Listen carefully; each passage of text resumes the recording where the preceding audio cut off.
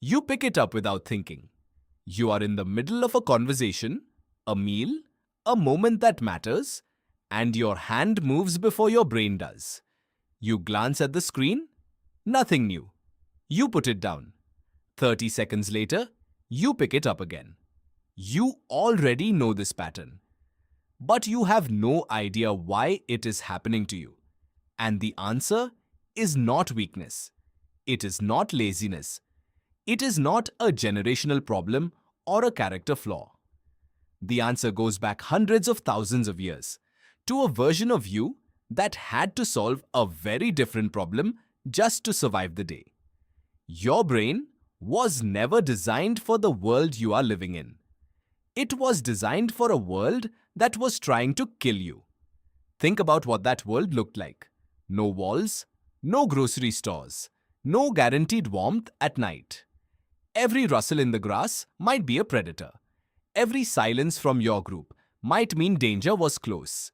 Your survival depended on one single cognitive skill above all others: noticing change. The moment something in your environment shifted, your brain had to fire, had to alert you, had to make you look. Neuroscientist Daniel Levitin, in his book The Organized Mind, describes this mechanism as the orienting response. It is one of the oldest functions in the human nervous system. When something in your environment changes, your brain releases a small pulse of dopamine, and your attention snaps toward the source. This is not a metaphor. This is a measurable neurological event that happens inside you every single time your phone lights up, buzzes, or makes a sound. Your phone is not an app. It is not a communication device. It is, from your brain's point of view, a rustling in the grass. And you are a 300,000-year-old animal who cannot afford to ignore rustling in the grass. Here is where it gets stranger. The rustling is not random. It is timed. And the timing is not accidental. In the 1950s, behavioral psychologist B.F. Skinner ran an experiment that would quietly become one of the most influential findings in the history of human behavior. He put pigeons in boxes. The boxes had levers. When a pigeon pressed the lever, it sometimes received a food pellet. Not always. Sometimes, randomly. The pigeons went insane for the lever. They pressed it compulsively, obsessively, far more than the pigeons who received a pellet every single time, and far more than the pigeons who received nothing. The unpredictability was not a bug in the experiment. It was the entire mechanism. Skinner called it a variable ratio reinforcement schedule. Psychologists today call it the most powerful behavioral conditioning pattern ever identified in mammals. And your phone runs on exactly this schedule. Every time you pick it up, you might get a message. You might get a like. You might get good news, or exciting news, or something funny or nothing at all. The ratio is variable. The reward is unpredictable. And your dopaminergic system, the same ancient reward circuitry that motivated your ancestors to keep hunting, keep foraging, keep searching, is pulling the lever over and over again. You are not addicted to your phone. You are addicted to the possibility of your phone. B.J. Fogg at Stanford's Behavior Design Lab has spent decades studying exactly how this mechanism gets engineered into the products you use every day. His research shows that the most effective habit loops are not built around rewards. They are built around the anticipation of rewards. The brain lights up before the pellet arrives. The dopamine spike happens at the moment of uncertainty, not resolution. This means that every notification, every little red badge, every ping and buzz is not delivering pleasure. It is delivering the promise of pleasure, and that promise is enough to keep you reaching. Think about the last time you felt your phone vibrate and it turned out to be nothing. A phantom buzz in your pocket. Researchers at Indiana University found that 89% of college students reported feeling phantom phone vibrations. Nearly 9 in 10 people physically hallucinating a sensation because their nervous system had become so attuned to the possibility of incoming signal that it began manufacturing the signal itself. Your brain does not wait for the grass to rustle anymore. It starts hearing rustling on its own. This is not a side effect. It is a design outcome. Former Google design ethicist Tristan Harris testified before the United States Senate in 2019 and described the attention economy in precise terms. The product is not the app. The product is your attention. And the raw material being processed is your brain's own ancient threat detection and reward-seeking circuitry. Every scroll feed, every autoplay, every algorithmic notification window is calibrated to one single metric, keeping you in a state of anticipatory arousal for as long as possible. Arousal is the key word. Your nervous system, when it is in a state of uncertain anticipation, is not relaxed. It is activated.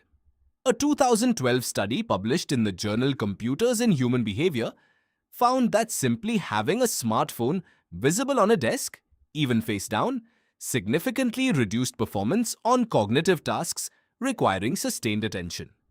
The phone did not ring, it did not buzz, it just sat there, and the brain, trained to treat it as a source of unpredictable reward, allocated cognitive resources to monitoring it anyway. You are not distracted by your phone. You are distracted by the background awareness that your phone exists. Now consider what this costs you. Psychologist Mihaly Csikszentmihalyi spent 30 years studying the mental state humans describe as the most meaningful, most productive, most alive. He called it flow, deep focus, the state where you lose track of time because you are fully absorbed in a task that challenges you. His research found that flow requires sustained, uninterrupted attention for a minimum threshold of time, roughly 8 to 12 minutes of unbroken concentration before the brain reaches that immersive depth. The average American checks their phone every 4 minutes. You are never getting into flow, not because you lack discipline, but because the interval between interruptions is shorter than the minimum runway your brain needs to reach depth. You are a pilot who keeps being asked to abort the takeoff and return to the gate. The plane never leaves the ground. And after years of aborting the same takeoff, your brain begins to assume departure is not possible. The attention span does not shorten because of weakness. It shortens because the conditions for depth are never allowed to exist long enough for depth to form. And here is the counterintuitive part. The checking does not make you feel better.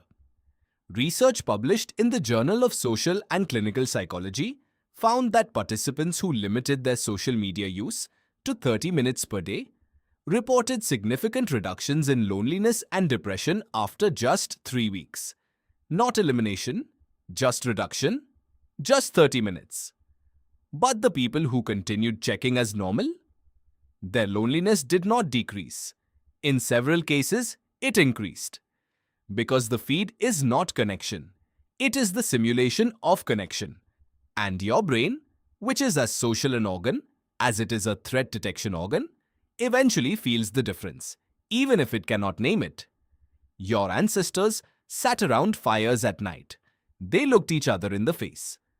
They told stories in real time to real people whose expressions they could read, whose voices carried tone and hesitation and warmth.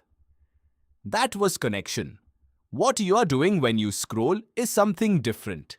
It is the shadow of connection, the form without the substance. And your nervous system is eating the shadow and slowly starving. This is not an argument against technology. It is an argument for understanding what technology is doing to a brain that did not evolve to receive 74 push notifications before lunch. You can train the pattern back. Slowly. Not by willpower alone, because willpower is itself a depleting resource that works against the same dopamine system you are trying to retrain. You train it by changing the environment.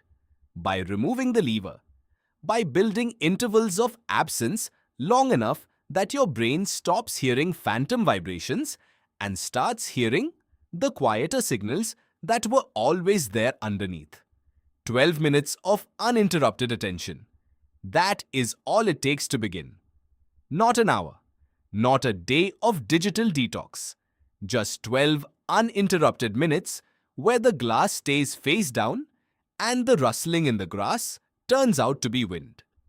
The same ancient system that your phone is exploiting, that orienting response, that survival-grade alertness to change in your environment, is also the system that wakes up fully when you are genuinely present.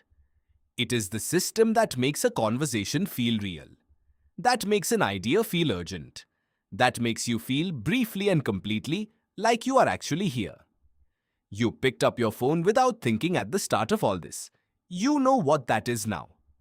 You know why your hand moved before your brain did.